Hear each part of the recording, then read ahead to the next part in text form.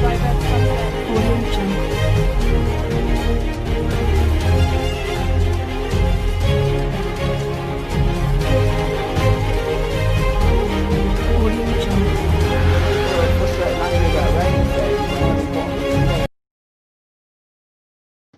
जय हिंद दोस्तों, मैं हूं तारिक राय। स्वागत है आप सभी का एक बार फिर से मेरे YouTube चैनल पॉलिटिकल विज़न में।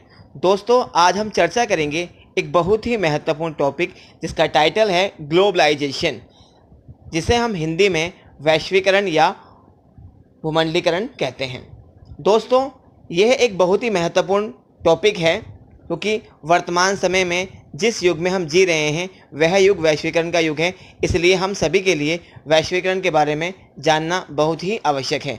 तो दोस्तों, हम सीधे अपने टॉपिक पर पहुंचते हैं जिसका टाइटल है ग्लोबलाइजेशन।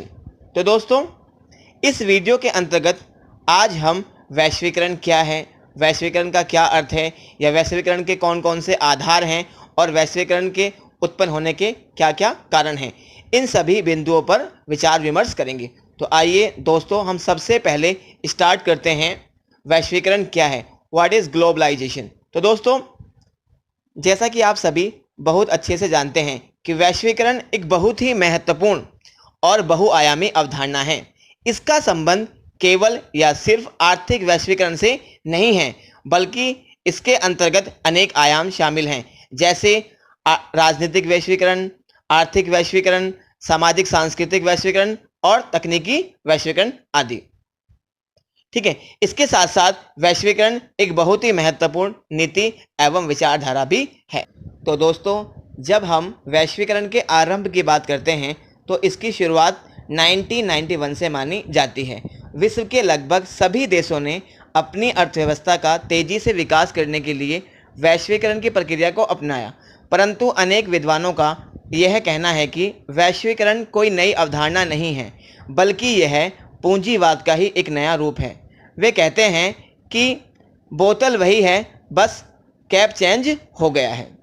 दोस्तों, इसके साथ साथ हमारे लिए यह जानना भी बहुत आवश्यक है कि वर्तमान युग वैश्वीकरण का युग है। वैश्वीकरण ने मानव जीवन के सभी पक्षों को गहराई से प्रभावित किया है। शायद ही मानव जीवन का ऐसा कोई पहलू हो जिस पर वैश्वीकरण का प्रभाव ना पड़ा हो। तो दोस्तों, वैश्वीकरण क्या है, इसे सही रूप से समझने के बाद अब हम वैश्वीकरण के अर्थ को समझने का प्रयास करेंगे। दोस्तों, जैसा कि डिस्प्ले पर मेंशन किया हुआ है और मैंने डिस्प्ले पर ग्लोबलाइजेशन की 2 या 3 डेफिनेशन मेंशन की हुई हैं। ठीक है, तो दोस्तों आइए अब हम इन्हें समझने का प्रयास करते हैं। ठीक है, सबसे पहले हम यह जानने का प्रयास करेंगे जो ग्लोबलाइजेशन है उसका बेसिक मीनिंग क्या होता है।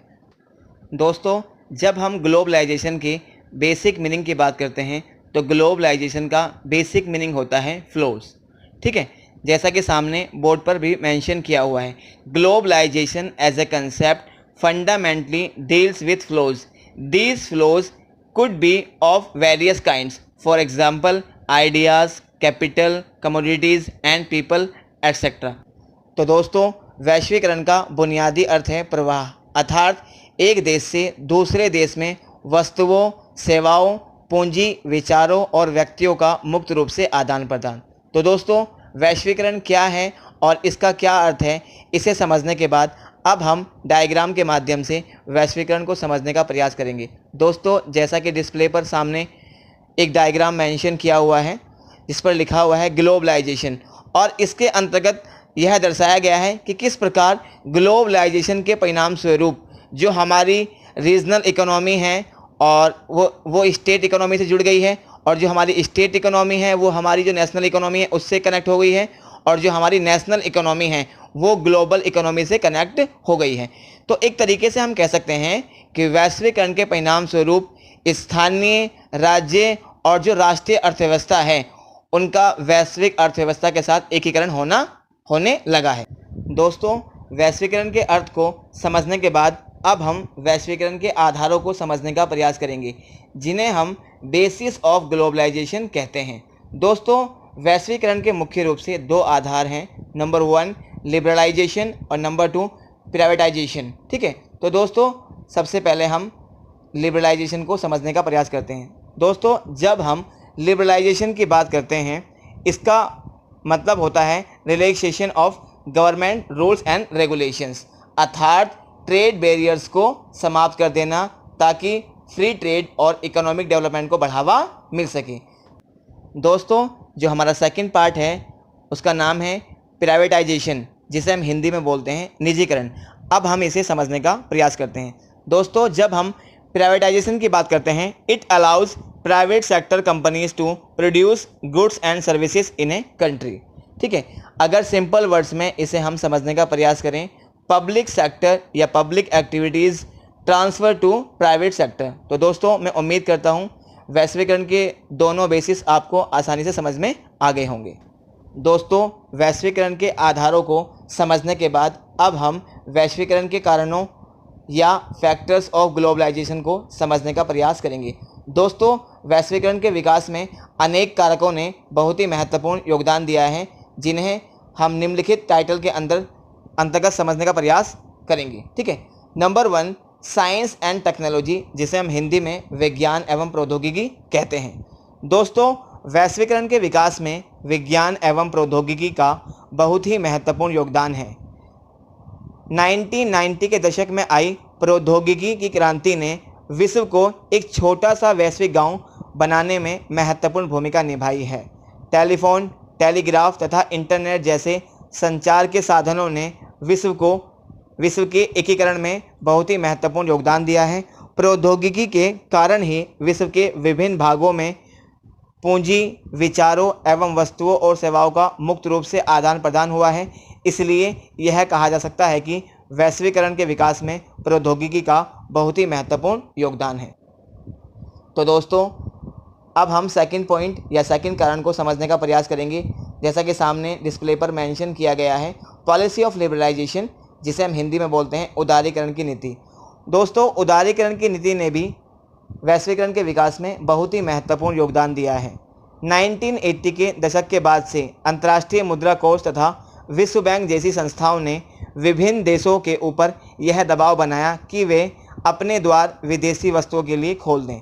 सोवियत संघ के विघटन के बाद आर्थिक विकास के लिए बेहतर विकल्प प्रदान करने के नाम पर चले आ रहे लंबे समय से वैचारिक संघर्ष का अंत हो गया। अब पूंजीवाद को विकास का एकमात्र विकल्प मान लिया गया। एशिया, अफ्रीका, लैटिन अमेरिका और पूर्वी यूरोप के देशों ने उदारवादी आर्थिक नीतियां अपनाई, जिसके परिणाम स्वरूप वैश्वीकरण को बढ़ावा मिला। तो दोस्तों, अब हम थर्ड पॉइंट को समझने का प्रयास करेंगे। ठीक है, जैसा कि बोर्ड पर या डिस्प्ले पर मेंशन किया गया है, इंटरडिपेंडेंस, जिसे हम हिंदी में बोलते हैं पारस्परिक निर्भरता या आपसी निर्भरता।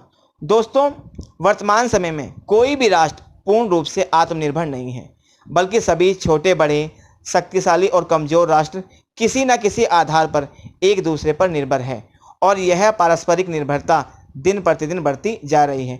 कोई भी देश भयंकर बीमारी का अकेले सामना नहीं कर सकता। राष्ट्रों के आपसी सहयोग से कई लाइलाज बीमारियों को विश्व से अलविदा कहा जा सकता है। ठीक है, उदाहरण के लिए जैसे वर्तमान समय में विश्व के लगभग सभी देश कोविड-19 जैसी महामारी से जूझ रहे हैं, और विश्व के सभी देशों के लिए कोरोना वायरस एक चिंता का विषय बना हुआ है, और उसे विश्व से समाप्त करने के लिए सभी राष्ट्र प्रयास में लगे हुए हैं। यही आपसी निर्भरता वैश्वीकरण को बढ़ावा देती है। तो दोस्तों, आज के लिए बस इतना ही। हम नेक्स्ट वीडियो में वैश्वीकरण के आयामों पर चर्चा करेंगे। अगर आपको मेरी वीडियो पसंद आई हो और अभी तक आपने मेरे चैनल को सब्सक्राइब नहीं किया है, तो प्लीज़ मेरे चैनल को सब्सक्राइब कीजिए, लाइक कीजिए, शेयर कीजिए और मेरी नेक्स्ट वीडियो की नोटिफिकेशन का वेट कीजिए। Thank you very much.